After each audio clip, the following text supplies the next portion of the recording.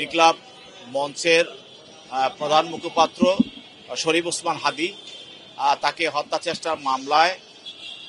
যে এক প্রধান আসামি ফয়সাল করিম মাসুদ তাকে ধরার জন্য এবং তাকে খুঁজে বের করার জন্য আমাদের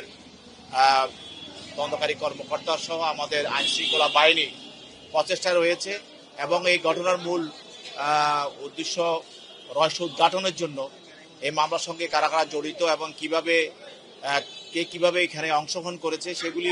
সেগুলিকে বের করার জন্য তদন্তকারী কর্মকর্তা এবং আমাদের আইনশৃঙ্খলা বাহিনী তাদের সর্বশক্তি দিয়ে তারা কাজ করছে।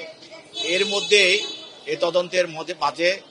তার পিতা হুমায়ুন কবির এবং তার মা হাসি বেগমকে গ্রেপ্তার করা হয়েছে এবং তাদের ঘটনা সম্বন্ধে তারা গুরুত্বপূর্ণ তথ্য তাদেরও কাছে তারা অবগত আছে এবং সিসিটিভি ফুটেজ পর্যালোচনায় তাদেরকে এই ঘটনার সঙ্গে বিষয়ে তারা যে অবগত সেটা পাওয়া গেছে এবং এর আরেকজন ব্যক্তি যাকে পাওয়া গেছে সে হলো নুরুজ্জামান নোমানি ওরফে উজ্জ্বল। তাকে তদন্তকারী কর্মকর্তা গ্রেপ্তার করে আজকে বিজ্ঞ আদালতে 7 দিনের রিমান্ড প্রার্থনা করে উপস্থাপন করা হয়েছে। তার বিরুদ্ধে অভিযোগ হলো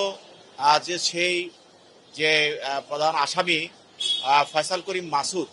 সে হত্যা ঘটিয়ে যার পরবর্তীতে সে তার বোনের বাড়ি সে আশ্রয় নিয়েছিল, সেখান থেকে তাকে বের হওয়ার জন্য আজকে যে নুরুজ্জামান সে মাইক্রোবাস দিয়ে সহযোগিতা করেছিল এবং সে তার এই মাইক্রোবাস আজকে আদালতে সে স্বীকার করেছে যে তাকে মাইক্রো গাড়ি তার দেওয়া মাইক্রো গাড়িতে সে বোনের বাসা থেকে বের হয়ে গেছে। তো সেই জন্য তার থেকে অনেক আরো তথ্য পাওয়া সম্ভব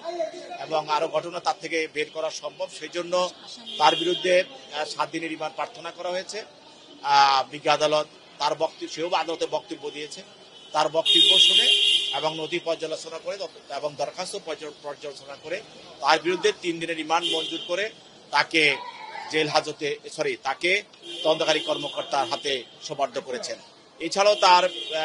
ফয়সাল 1 নম্বর আসামি অর্থাৎ হত্যা প্রচেষ্টাকারী ফয়সাল করিম মাসুদ তার পিতা হুমায়ুন কবির এবং হাসি বেগমকে গ্রেপ্তার করা হয়েছে এবং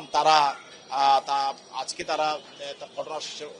বিষয়ে তারা যতটুকু জানে বা যা কিছু তাদের জানা আছে সেগুলি স্বীকার করে তারা আদালতে স্বীকারোক্তি জবানবন্দি দেবে বলে আমরা সেখানে সেই প্রচেষ্টায় তারা আদালতে আছে।